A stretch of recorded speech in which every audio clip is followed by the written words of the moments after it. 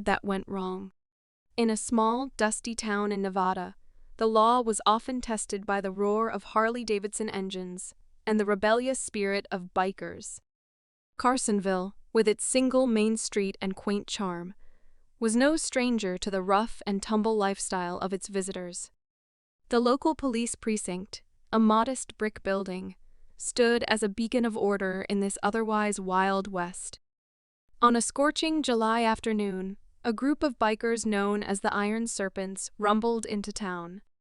Their leader, a burly man with a thick black beard and a cobra tattoo winding down his arm, went by the name of Snake.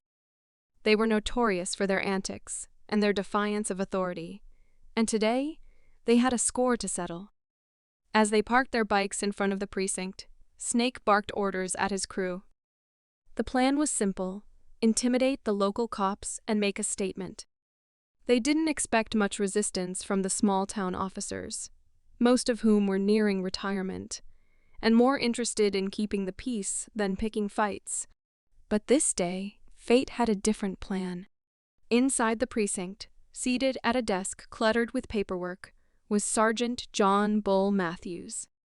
A former Army Ranger with 3 tours in Iraq and Afghanistan, Bull had retired from the military to take a quieter job in law enforcement. His imposing frame, standing at 6'4" with a muscular build that had not softened with age, was a testament to his past life. As the bikers entered the precinct, Snake led the way, swaggering with overconfidence. Bull, sensing trouble, rose from his desk and moved towards the front of the building. The tension in the air was palpable. "Afternoon, gentlemen," Bull greeted, his deep voice calm but authoritative. "What can I do for you?" Snake stepped forward, sneering. "We're here to talk about a little misunderstanding we had with one of your deputies. We don't take kindly to being told where we can and can't ride." Bull's eyes narrowed. "I see. And you thought coming in here with your whole crew would resolve this misunderstanding?"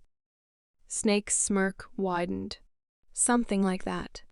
We figured a show of strength might help you understand our point of view." Without warning, Snake lunged at Bull, aiming a punch at his face. But Bull was no ordinary officer.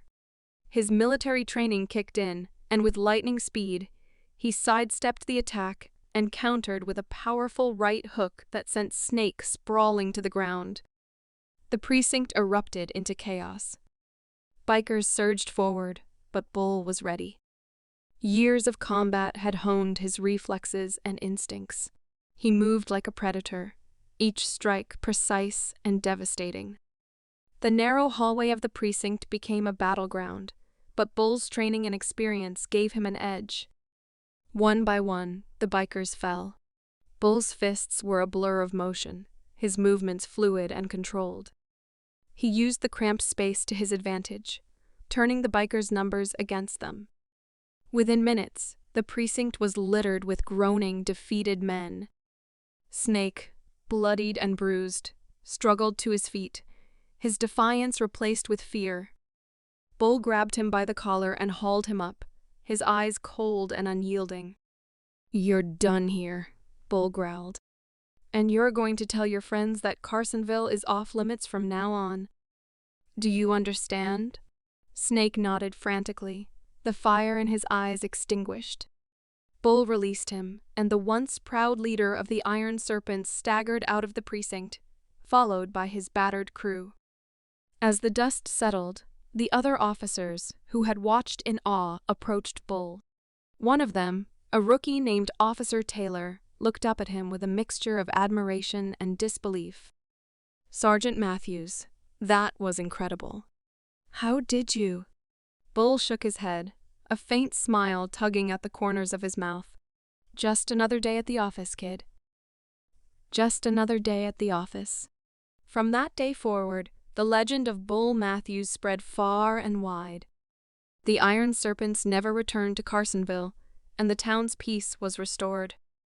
The bikers had messed with the wrong soldier, and the lesson they learned was one they would never forget.